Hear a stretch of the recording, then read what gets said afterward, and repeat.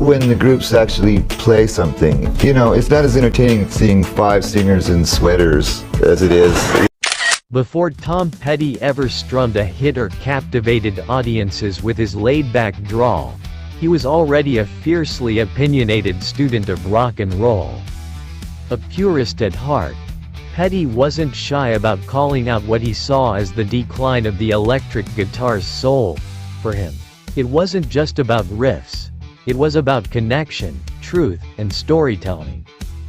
Today on Rock Fame Diaries, we're breaking down 6 guitarists who, according to insiders, pushed Tom Petty to the edge with their flashy techniques, calculated images, and what he saw as a betrayal of everything rock and roll should be. Number 6 Slash. It might surprise fans that Tom Petty reportedly had a particular disdain for Slash, Guns N' Roses' iconic top-hatted shredder. Despite Slash's blues-based style, which on paper might align with Petty's own musical DNA, Petty allegedly viewed him as style over substance. Drummer Stan Lynch once said, "Tom would say, the hat, the cigarette, the Les Paul. It's all marketing. It's rock star cosplay." The rivalry between the two intensified during the late 80s when both bands were racking up chart success. At industry events, there was reportedly a cold air of mutual assessment. A backstage crew member described it as, "Slash sold a Guitar Hero fantasy. Tom sold songs." And when Guns N' Roses opened for the Rolling Stones, Petty is rumored to have told his bandmates, "They're playing dress-up. We're still trying to be musicians." Number 5 Joe Satriani. Petty's distaste for instrumental guitar wizardry came to a head with Joe Satriani. After Surfing with the Alien blew up in 1987, Tom allegedly told Mike Campbell, "Without lyrics, what's he even saying?" that he can play fast. The issue wasn't just personal taste, it was philosophical. Rick Rubin once recalled Petty saying, "Guitar without vocals is like someone dominating a conversation, you tune out eventually." Petty reportedly skipped every guitar-centric showcase Satriani was in. "Those aren't concerts," he allegedly said. "They're trade shows." And when a friend pushed him to listen to Flying in a Blue Dream, Petty quietly replied after a few tracks, "It's all vocabulary and no content." Number 4 Eddie Van Halen. Few guitarists redefined an instrument like Eddie Van Halen did. But Tom Petty wasn't impressed. He reportedly heard Van Halen I during a Heartbreakers rehearsal in 1978 and said, "It's like someone talking fast without saying anything." To Petty, Eddie symbolized everything going wrong. Flash over feeling, notes over meaning. Rumors say Tom would turn down monitors at festivals if Van Halen was performing nearby. When Eddie tried to make small talk at a radio station event, Petty allegedly brushed him off, saying, "I care more about writing songs people remember than solos that impress." Other guitarists, Benmont Tench recalled that Petty would even use Van Halen's name as shorthand for what not to do during studio sessions. "If you're thinking about how hard it is to play," Tom reportedly said, "you've already missed the point." Number 3 Ingve Mstein. Petty's reported contempt for Ingve Mstein was practically volcanic.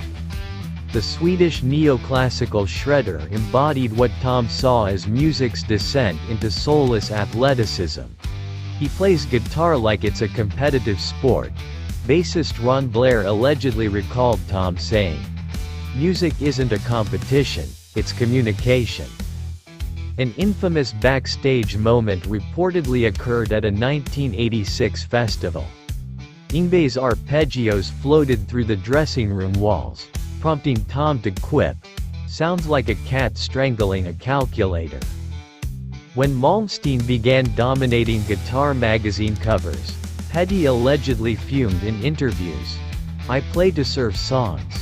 He barely uses songs to serve his playing. To producer Jeff Lynne, Petty once reportedly said, "They've turned the most emotionally direct instrument into the most emotionally distant one." Bach had something to say. "These guys just want to show off." Number 2, Kirk Hammett. Behind Petty's chilled-out image was a fierce critic of heavy metal, and Metallica's Kirk Hammett in particular. Mike Campbell once revealed that Petty said, "Kirk plays like he's being paid by the note. More notes don't mean more feeling, usually the opposite." Tom couldn't relate to the aggressive intensity of Metallica. After seeing them live in 1992, he reportedly told Stan Lynch, "It's impressive. Like a jackhammer. But who wants to listen to that for fun?" More than that, Tom supposedly had a beef with Kirk's pedal obsession. Tour manager Richard Fernandez claimed Tom once said, "If you need a filter to make your guitar sound meaningful, maybe you don't have anything meaningful to say." Even when Petty reviewed the Black Album, he allegedly noted, "They're starting to get how powerful simplicity can be. But they're still hiding behind speed and distortion." Number 1, The Edge. Topping Tom Petty's list of guitar grievances was none other than U2's The Edge. Unlike the other flashy virtuosos, The Edge was minimal, but his reliance on delay and atmospheric effects reportedly irked Tom even more. To Petty, guitar should speak plainly, not through an effects rig. If you need 16 pedals to get your point across, he allegedly once joked, "Maybe you haven't figured out your point yet." Heartbreakers insiders say Tom would reference The Edge during sessions as a cautionary tale. "It's not about layering sounds," he'd say. "It's about playing something real." Despite U2's critical and commercial success, Petty reportedly never wavered in his view. As one crew member put it, for Tom, The Edge wasn't pushing boundaries, he was avoiding them.